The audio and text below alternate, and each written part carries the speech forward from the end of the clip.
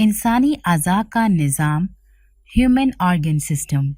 अस्सलाम वालेकुम बच्चों, आज हम क्लास 7 की साइंस के चैप्टर नंबर 1 इंसानी organ system, human organ system के बहुत अहम टॉपिक डाइजेस्टिव सिस्टम के बारे में पढ़ेंगे।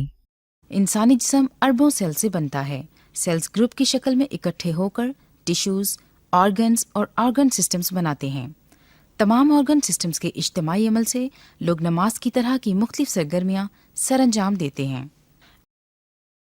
निज़ामे इन्हिज़ाम, डाइजेस्टिव सिस्टम। डाइजेशन कहाँ और कैसे होती है? Where and how digestion occurs.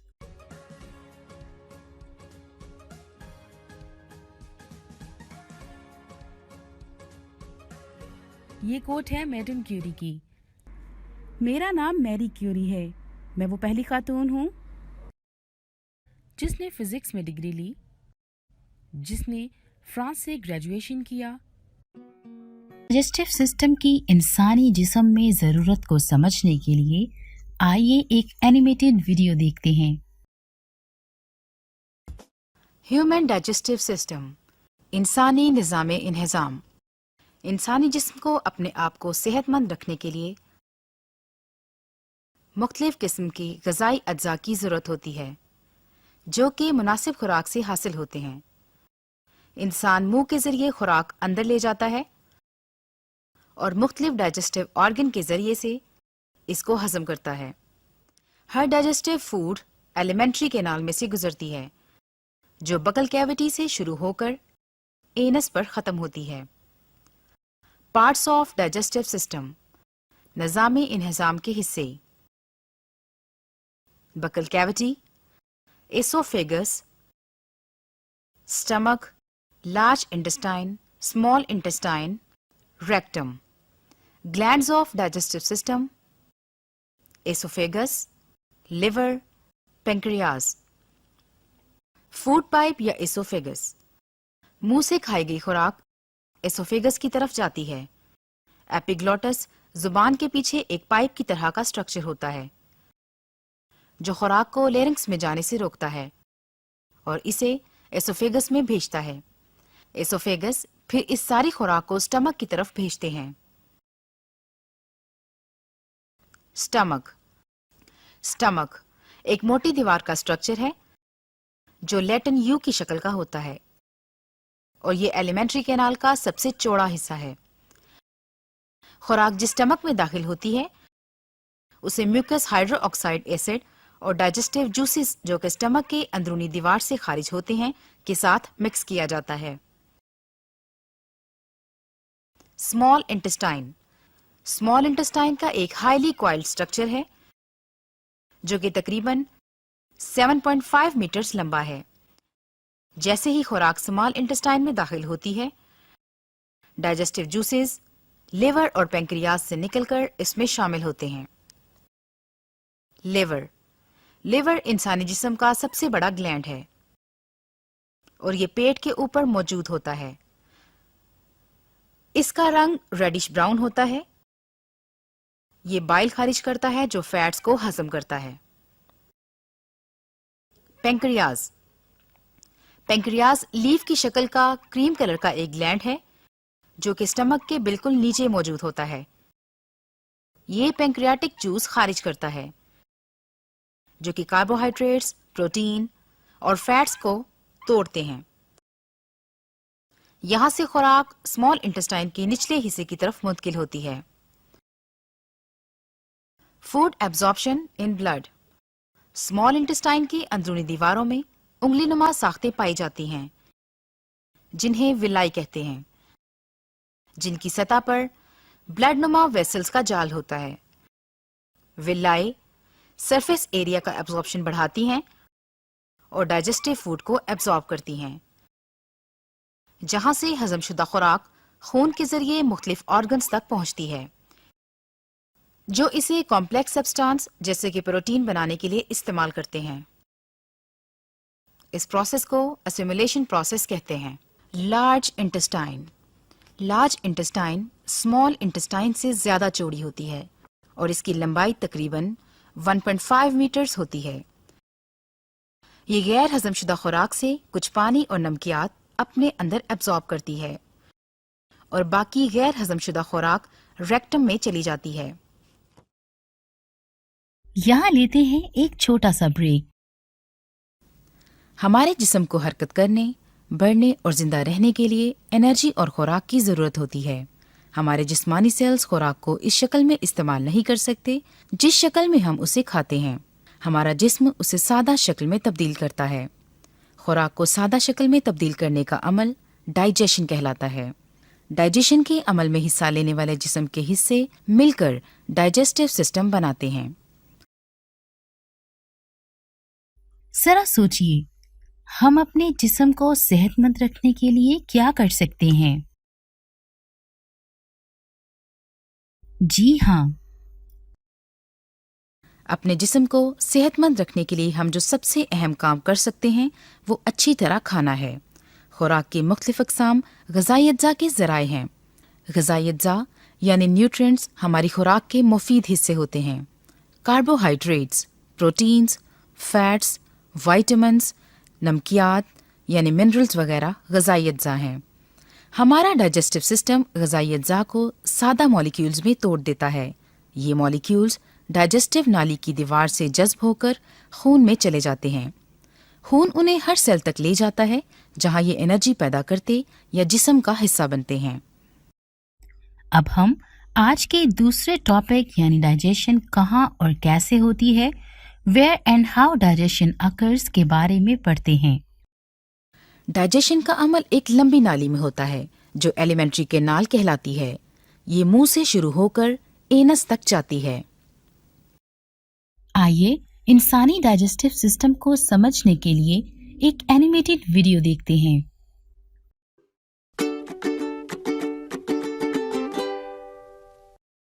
मैंने तुम्हारे गाल स्टोन्स देखे हैं और तुम्हें टॉन्सिल्स के लिए बड़ा किया। ओह, तो क्या पता चला? ये किडनीज के पेयर हैं। ओह, ये हमारे ट्रैश को फिल्टर करता है। ये तुम्हारे लिए बहुत बुरा है। मेरे पास काफी सीधे दांत हैं। ओह बेवकूफ, ये अच्छा नहीं है। मैं उस दिन को पछता रहा हूं जब मैंने तुम्हें खरीदा। ओह, नब, क्या तुमने फिर से ऐसा किया? ये मैंने नहीं किया ग्लोरी।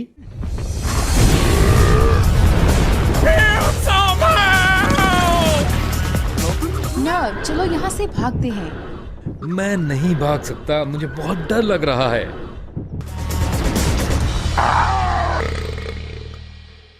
ग्लोरी उठ जाओ ना। हम कहाँ हैं? हम मुंह में हैं और ये डाइजेस्टिव सिस्टम है। Digestive system? जी हाँ, आप जो खुराक खाते हैं वो टूटकर एनर्जी में तब्दील हो जाती है जो आप इस्तेमाल कर सकते हैं, जो कि छोटे छोटे टुकड़ों में टूटती है जैसे हम बोलते हैं। ओ ग्लोरी, परेशान मत हो, हमने इसी वजह से डाइजेस्टिव सूट पहन रखा है। नब, ये मेरे बाजू पर क्या है? ओह, ये सलाइवा है जो आपकी खुराक डाइजेस्ट करने के साथ मिक्स होता है। सलाइवा, इसे एंजाइम्स कहते हैं जो खुराक को फौरन तोड़ता है। ओह, हम एसोफेगस से गुजर रहे हैं और फिर डायरेक्ट मुंह से मैदा में आते हैं। ओह, इस फूड की तरफ देखें। यहां देखो, ये स्टमक में है। गैस्ट्रिक जूस इसे तोड़ना शुरू करता है। यक! ये जबरदस्त है।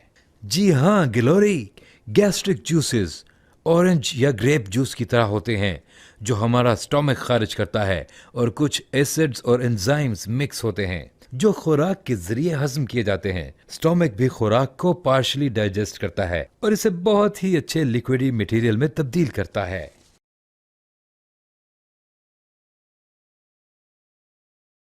फ्रूट्स छोटी आंत में मूव होते हैं। Bye bye handsome. हैंडसम, जो खुराक के जरिए गैस्ट्रिक जूस में आते हैं और ग्रो करते हैं। तुम भी ग्रो करती हो। Excuse me. तुमने चबाई हुई खुराक और गैस्ट्रिक जूस के इम्तजाज को देखा है जो कि आपकी बॉडी में होता है। क्या आपने इसे पहले देखा है? ओ हाँ, मैंने इसे पहले भी देखा है। वॉमिट स्पार्कल्स रेनबो के रंगों की तरह नजर आते हैं।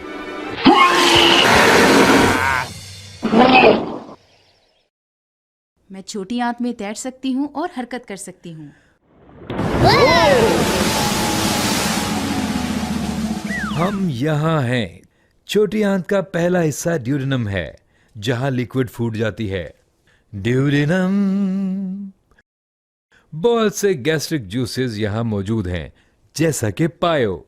पायो लीवर में बनता है और गॉल ब्लैडर में स्टोर होता है, जिसकी जिस्म को जरूरत होती है। पायो और एंजाइम्स पैंक्रियाज से प्रोटीन को तोड़ते हैं, जो कि कार्बोहाइड्रेट्स हैं। बॉडी खुराक में से विटामिन्स और मिनरल्स को एब्जॉर्ब करती है।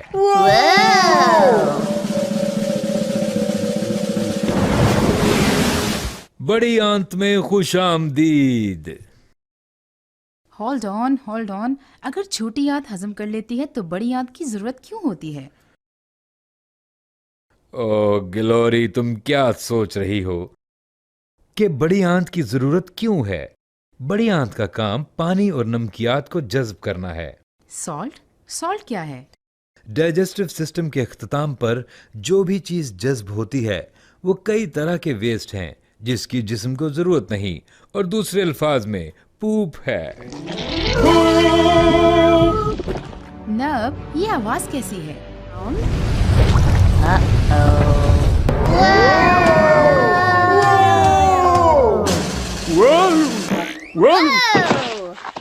मैं अपने डैडी को इसके बारे में कैसे बताऊंगी? तुम सिर्फ इतना कहना कि मैं और मेरे बेस्ट फ्रेंड नर्ब ने डाइजेस्टिव सिस्टम को विजिट किया और हमने अपनी लाइफ के बारे में एक्सपीरियंस किया।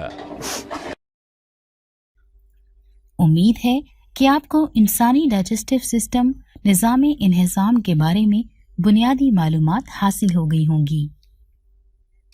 क्या आपने कभी सोचा है कि हमें वॉमिट क्यों आती है?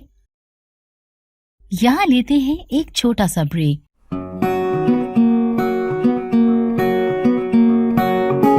बाज़ औक़ात पेरिस्टालसिस उल्ट अमल करता है और खुराक को हमारे मैदे और मुंह से बाहर निकाल देता है। पेरिस्टालसिस का ये उल्ट अमल वॉमिटिंग कहलाता है। ऐसा उस वक्त होता है जब खुराक किसी न किसी लिहाज से हमारे लिए मुनासिब ना हो। आइए टेक्स्ट बुक से मुताला करते हैं। मुंह, माउथ। डाइजेशन का अमल हमारे मुंह से शुरू होता है।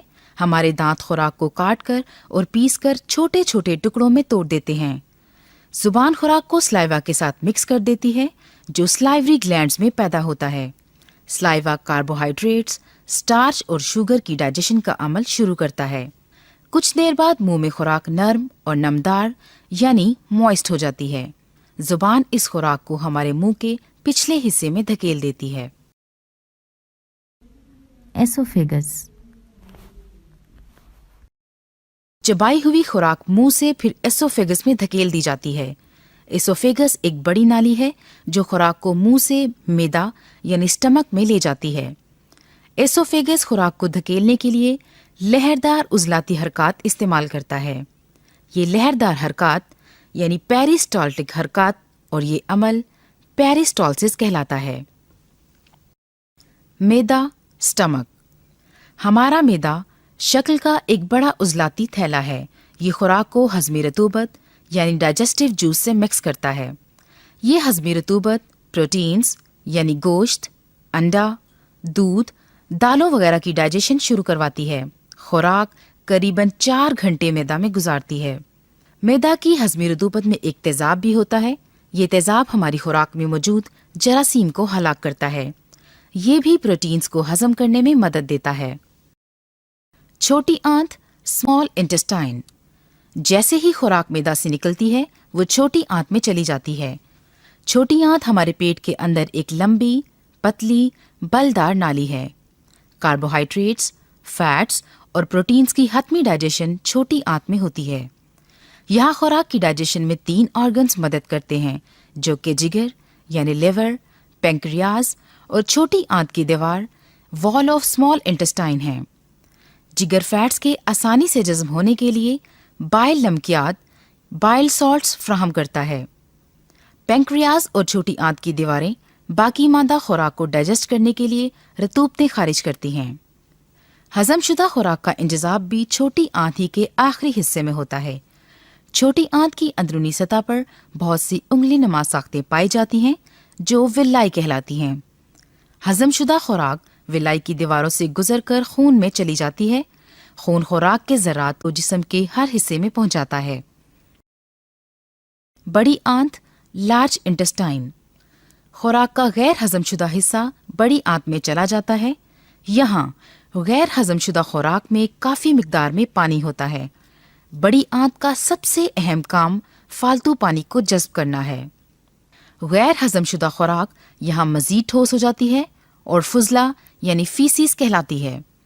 फुजला बड़ी आंत के आखिरी हिस्से रेक्टम में जमा रहता है। हम फुजले को एनस के जरिए अपने जिस्म से खारिज करते हैं। अब हम इस टॉपिक से मुतालिक एक्टिविटी करते हैं। चार्ट पर इंसानी डाइजेस्टिव सिस्टम की लेबल शुदा डायग्राम बनाएं। जिस्म में खुराक के रास्ते की शिनाख्त करें और अपने क्लास फेलोज के साथ इस पर बातचीत करें। आइए अब हम कुछ सवालात के जवाब सोचते हैं। किसी आम इंसान में टेंशन और मसालादार खाना एक साथ खाने से क्या होता है? इंडाइजेशन। एक और सवाल को देखते हैं। इनमें से कौन सा ऑर्गन बाइल पैदा करता है? लिवर। तो ये था हमारा आज का टॉपिक। उम्मीद है आपको पसंद आया होगा। आपसे अगले लेक्चर में मुलाकात होगी। तब तक के लिए अल्लाह हाफिज।